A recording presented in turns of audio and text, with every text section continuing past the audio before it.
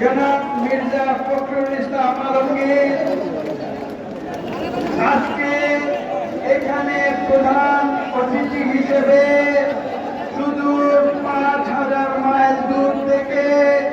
উপস্থিত রয়েছেন, যিনি বিগত ১০ বছর কঠিন সময়ে বিএনপির চেয়ারম্যানের কঠিন দায়িত্ব পালন করে বাংলাদেশকে একটি কঠিন পর্যায় থেকে উত্তোলন করিয়ে আজকে এই দেশকে স্বৈরাচার মুক্ত করেছিলেন।